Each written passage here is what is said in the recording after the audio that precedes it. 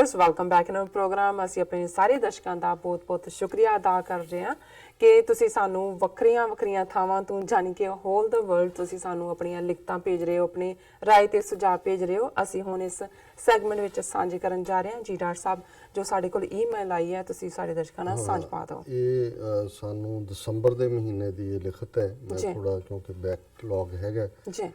हसीब अरशद ये पाकिस्तान तो सानू लिख रहे हैं। अस्सलाम वालेकुम, सत श्री अकाल डॉक्टर साहब। वालेकुम सलाम और सत श्री अकाल।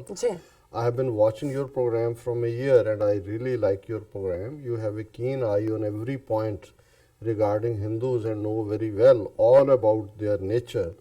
But I think these Hindus cannot change their nature like scorpions. खड़पियां वांग ये अपना सुभाव नहीं बदल सकते।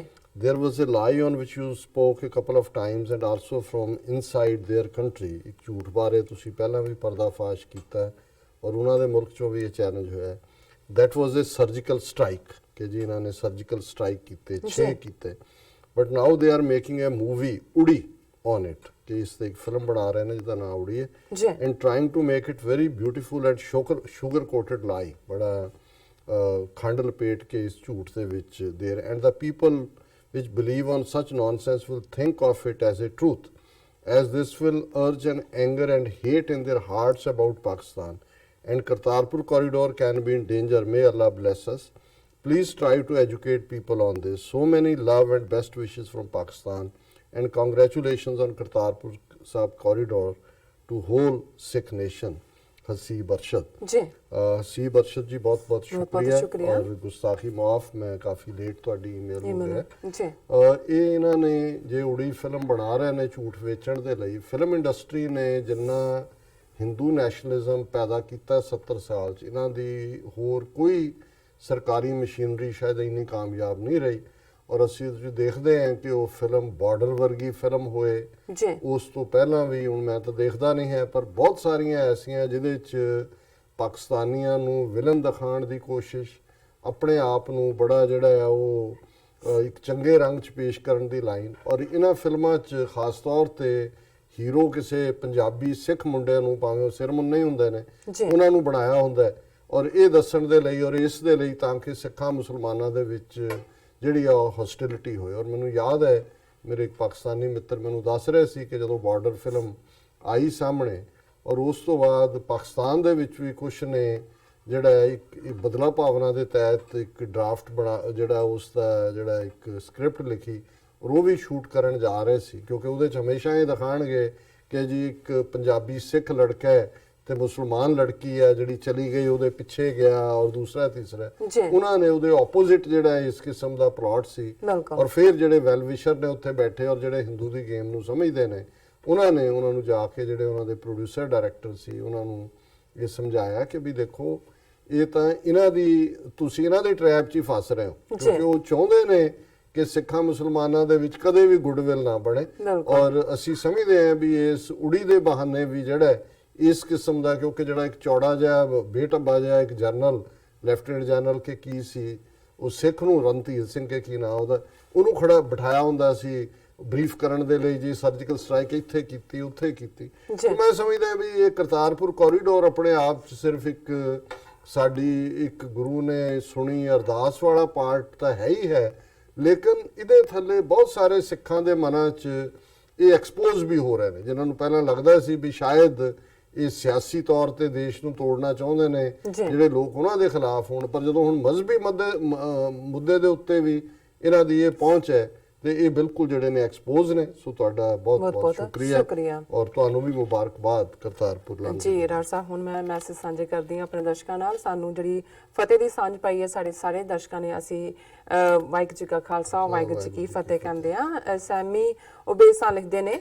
Doctor Sahib Pakistan already completed 35% of Kartarpur ਜੀ। ਉਹਦੇ ਬਾਰੇ ਅਸੀਂ ਆਲਰੇਡੀ ਪੰਜਾਬੀ ਲਹਿਰ ਦੀ ਵੀਡੀਓ ਸਾਂਝੀ ਕੀਤੀ। ਆਬਿਦ ਸਾਬਰੀ ਸਾਹਿਬ ਲਿਖਦੇ ਨੇ, doctor Sahib and Neelam ji good evening from Paris. Sorry Dr. Saab, nowadays I'm too much sick after a major operation and not able to attend your program permanently. So sad, very ਤੁਹਾਨੂੰ ਬਹੁਤ ਜਲਦੀ ਜਿਹੜਾ ਆਰੋਗ ਕਰੇ ਔਰ ਸਾਡੀਆਂ ਦੁਆਵਾਂ ਨੇ ਤੁਹਾਡੇ ਲਈ।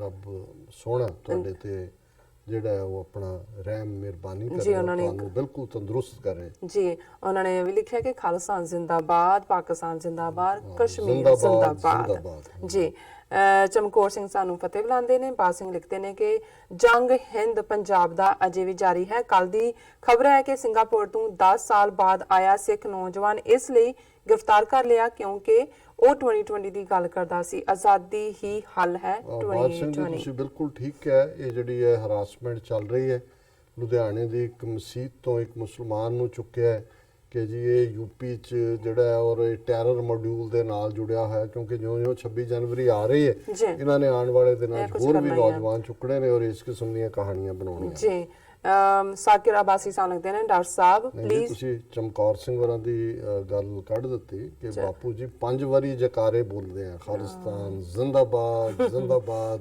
ਜ਼ਿੰਦਾਬਾਦ, ਜ਼ਿੰਦਾਬਾਦ, ਜ਼ਿੰਦਾਬਾਦ। ਬਹੁਤ ਬਹੁਤ ਸ਼ੁਕਰੀਆ। ਇਹਨਾਂ ਨੇ ਨਾਲ ਹੀ ਕਿਹਾ ਲਾਹੌਰ ਅਨਾਰਕਲੀ ਬਾਜ਼ਾਰ ਵਿੱਚੋਂ ਜਦੋਂ ਸਿੱਖ ਲੰਘਦਾ ਹੈ ਤਾਂ ਸਭ ਆ ਕੇ ਮਿਲਦਾ, ਕੋਈ ਸ਼ੱਕ ਹੀ ਨਹੀਂ। ਕੋਈ ਸ਼ੱਕ ਨਹੀਂ ਹੈ। ਬਿਯੋਂਡ ਜਿਹੜਾ ਇੰਨਾ ਪਿਆਰ ਜਿਹੜਾ ਉਹਦੇ ਲਈ ਕੋਈ ਲਫ਼ਜ਼ ਨਹੀਂ। ਜੀ, ਸਾਕਿਰ ਆਬਾਸੀ ਸਾਨੂੰ ਲਿਖਦੇ ਨੇ doctor sahib please tell us what is wrong with the Hindus? They believe in democracy but don't respect majority Sikh voices.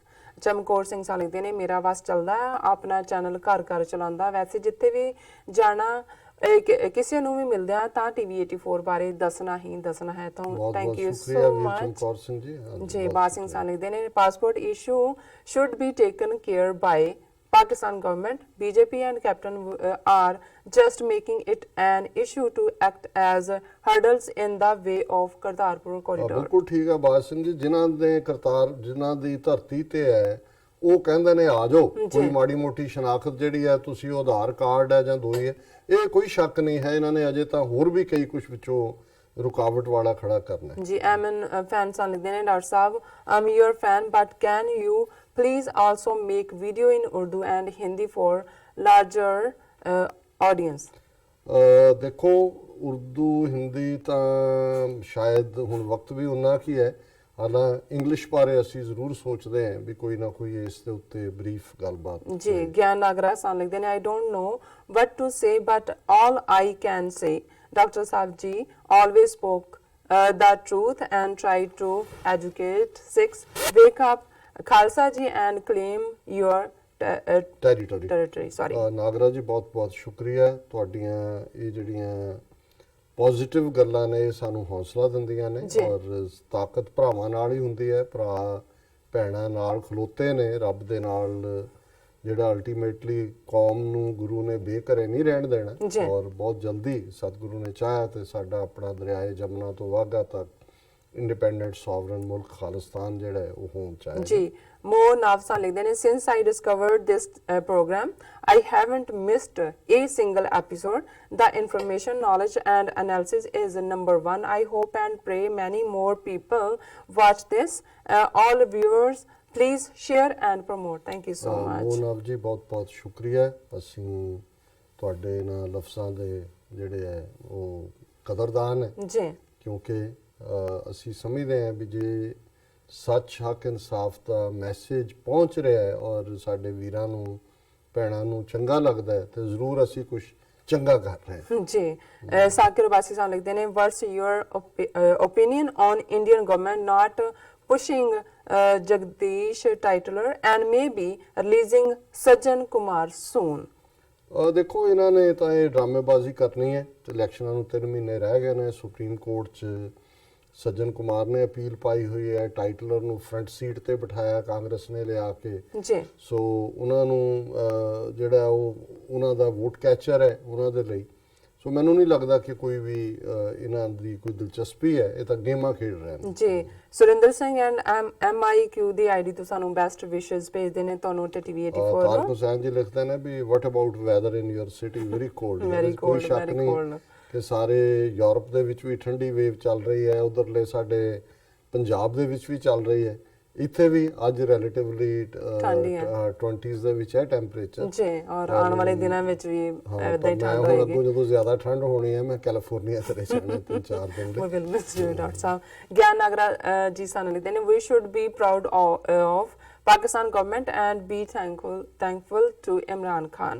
Garry Sandhu ਸਾਨੂੰ ਲਿਖਦੇ ਨੇ ਵਾਹਿਗੁਰੂ ਜੀ ਖਾਲਸਾ ਵਾਹਿਗੁਰੂ ਜੀ ਕੀ ਫਤਿਹ। ਭਾਈ ਗੁਰਮੀਤ ਸਿੰਘ ਬੱਬਰ ਇਹ ਫਿਰ ਨਾਰਾਜ਼ ਹੋ ਜਾਣਗੇ ਇਹਨਾਂ ਦੀ ਗੁਰਫਤਿਹ ਕਿਉਂਕਿ ਚੰਡੀਗੜ੍ਹ 'ਚ ਬਹੁਤ ਅਰਲੀ ਆਵਰ ਜਾ ਕੇ ਬੈਠੇ ਨੇ। Very nice. ਔਰ ਚੌਧਰੀ ਗੁਲਾਮ ਦਸਤਗੀਰ ਗੁਰਜਰ ਇਹ ਸਾਨੂੰ ਸਰ 47 ਦਾ ਸਾਰਾ ਘੱਲੂਘਾਰ ਹੈ ਹਿੰਦੂਆਂ ਦੀ ਤਰਫੋਂ ਪ੍ਰੀ ਪਲਾਨਡ ਸੀ ਤਾਂ ਕਿ ਪੰਜਾਬ ਦੀ ਵੰਡ ਨੂੰ ਖੂਨੀ ਲਕੀਰ ਵਿੱਚ ਬਦਲਿਆ। ਇਹਦੇ 'ਚ ਕੋਈ ਸ਼ੱਕ ਨਹੀਂ ਹੈ। ਬਹੁਤ ਸਾਰਾ ਐਸਾ ਕੁਝ ਸਾਹਮਣੇ ਆ ਰਿਹਾ ਜਿਹਦੇ ਥੱਲੇ ਇਹ ਜ਼ਾਹਰ ਹੈ ਵੀ ਸਾਡੀ ਅਹਿਮਕ ਲੀਡਰਸ਼ਿਪ ਉਸ ਦੌਰ ਦੀ ਇਹ ਸਾਰੇ ਨੂੰ ਸਮਝ ਨਹੀਂ ਸਕੀ ਹੈ ਜੀ। ਔਰ ਸੁਰਿੰਦਰ ਸਿੰਘ ਹੋਰਾਂ ਨੇ ਬੈਸਟ ਵਿਸ਼ੇਸ ਦਿੱਤੀਆਂ ਨੇ। ਹਾਂਜੀ, ਮੇਰਾ ਖਿਆਲ ਟਾਈਮ ਵੀ ਹੋ ਗਿਆ ਬ੍ਰੇਕ ਤੇ ਜਾਣ ਦਾ। ਸੌਰੀ ਅਬਾਊਟ ਅਸੀਂ ਬਾਕੀ ਮੈਸੇਜ ਨਹੀਂ ਲੈ ਸਕੇ, ਅਸੀਂ ਮਾਫੀ ਚਾਹੁੰਦੇ ਹਾਂ।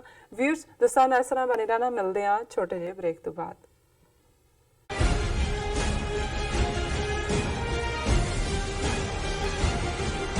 4 ਫਰਵਰੀ 1986 ਨੂੰ ਵਾਪਰੇ ਸਾਕਾ ਨਕੋਦਰ ਦੇ ਨੌਜਵਾਨ